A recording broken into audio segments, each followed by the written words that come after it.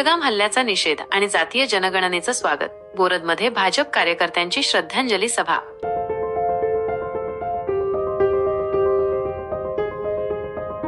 मंगेश पाटील, बोरद प्रतिनिधी.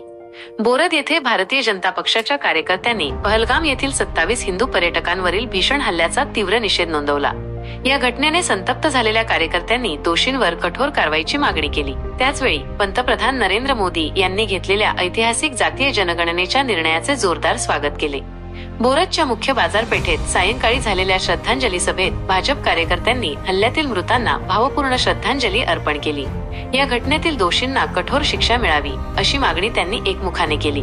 यानंतर पंतप्रधान नरेंद्र मोदी यांनी घेतलेल्या जातीय जनगणनेच्या निर्णयाचे अभिनंदन करणारा ठराव मांडण्यात आला. या निर्णयामुळे समाजातील दुर्बल घटकांना न्याय मिळेल असा विश्वास कार्यकर्त्यांनी व्यक्त केला.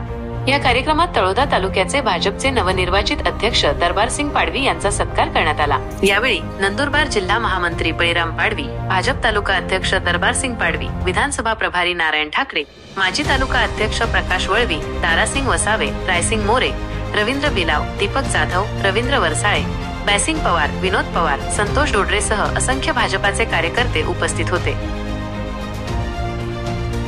आता काही दिवसापूर्वी 30 एप्रिल या रोजी कॅबिनेट मंत्री की बैठक मध्ये एक महत्त्वपूर्ण निर्णय घेण्यात आला. तो निर्णय एक जे आपल्या भारत देशातील वंचित आहे, ज्यांची यापूर्वी कधी जनगणना करण्यात आलेली नव्हती, जातीय जनगणनामध्ये ते सामील करण्यात आले नव्हते, अशा वंचितांच्या या बैठकीमध्ये निर्णय घेण्यात आला. त्याबद्दल आपले भारत देशाचे विश्वगुरु पंतप्रधान माननीय नरेंद्र मोदी साहेब यांचे तळोदा शहादा मतदारसंघातील बोरद